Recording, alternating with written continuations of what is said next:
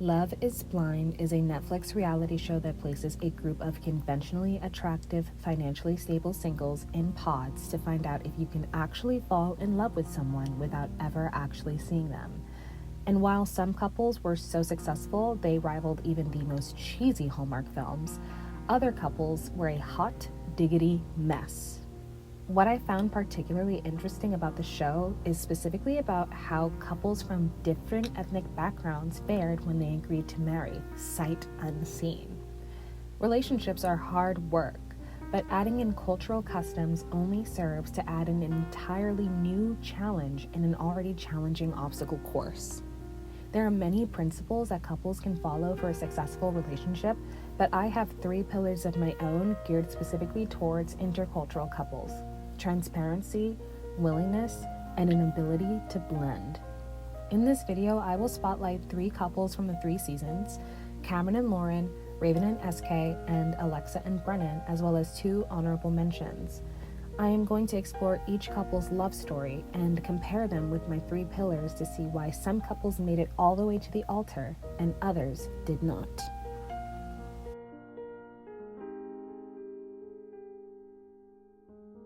Raven is like the typical girl that I would go after in the real world. Like, she came down, she wearing this tight clothes. I was like, okay, she's a fucking smoke show. She's hot as shit. I was like, okay. We're both like the person that people come to, and we both draw attention. They see Raven, they see me, they say, okay.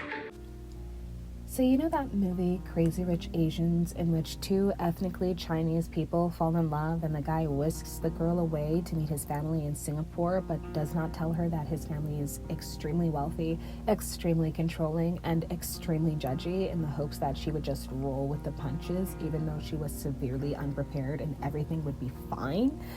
Cute, right? Wrong. Do not do that.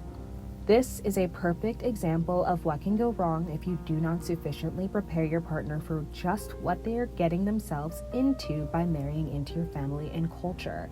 And the ironic part is, Rachel and Nick share the same ancestry and subsequently the same culture.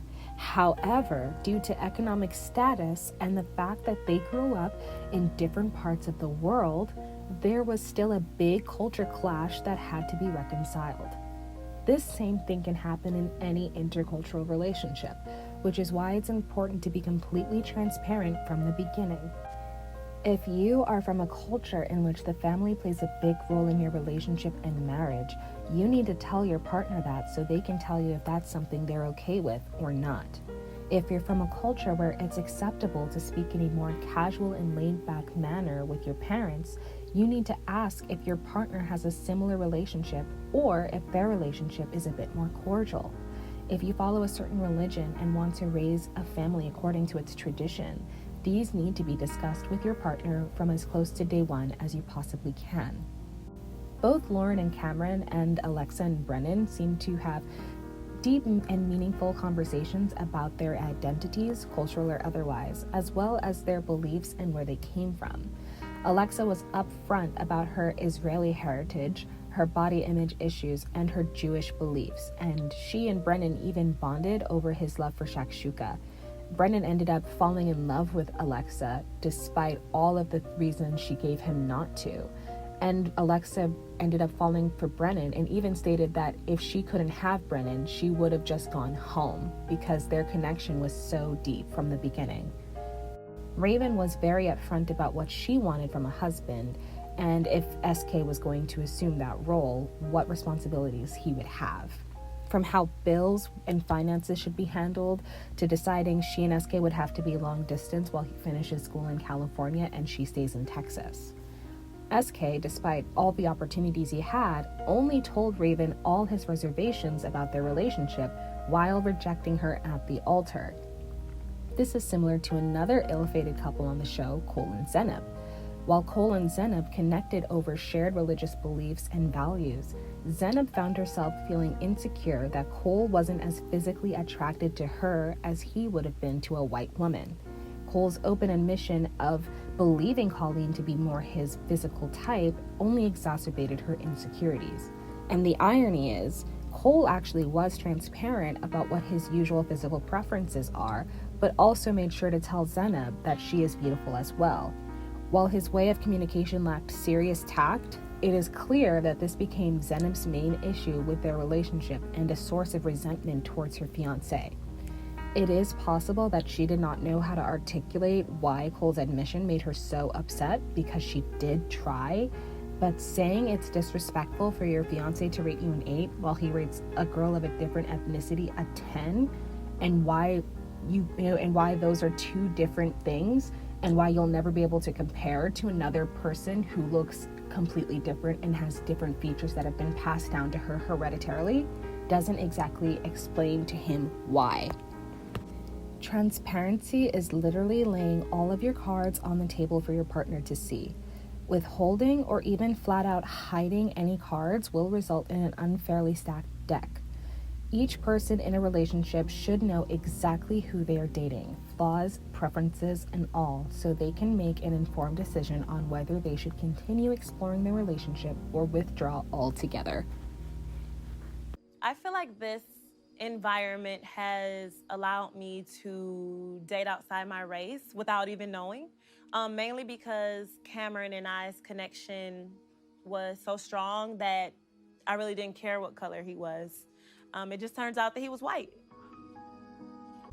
The next pillar is willingness. This is a willingness to immerse yourself in your partner's culture and vice versa. It works best when it is coming from both halves of the couple. If only one person is actively immersing themselves in their partner's culture and isn't receiving the same level of reciprocation, there will be problems later. Raven made a conscious effort to immerse herself in Nigerian culture. She ate the food, albeit with a fork and not her hands, and she was tactful and respectful and listened to SK's mother and sisters about what it means to be a Nigerian wife. She was even willing to wear a traditional head garb instead of a veil at her wedding to SK, and invited SK's mom to do the wrap for her, especially since no family members from her side were present to support her. Notably, Raven's family was not even willing to meet SK prior to the wedding, which can also be a big challenge for an intercultural relationship, since for many people, the immediate family played and often still plays a big role in their life. Brennan was willing to convert to Judaism and have a traditional Jewish ceremony, and Alexa's father even made jokes about circumcision when he said that he would convert. Alexa spent quality time with Brennan's family doing outdoor activities and things that she's otherwise not used to, since Alexa is more of a high class, likes elegance, whereas Brennan is more rough and tumble and down to earth.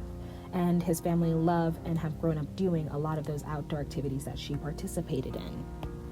Cameron was willing to sit down with Lauren's father and address his concerns about them being an interracial couple and potentially raising mixed children and what that would mean. Cameron also opened up about his own views about race, which was important considering he was marrying a woman of color.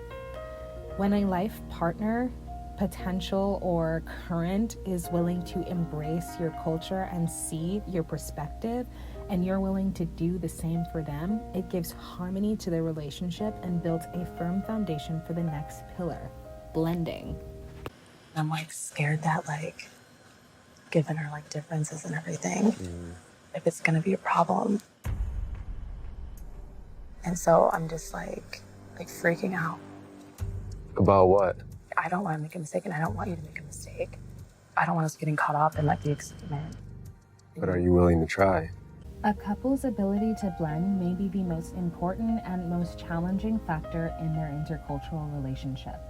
Blending means combining parts of both couples and representing them in an equal balance, and maybe even creating your own cultures and traditions within that. The goal is for an equal balance in cultural representation.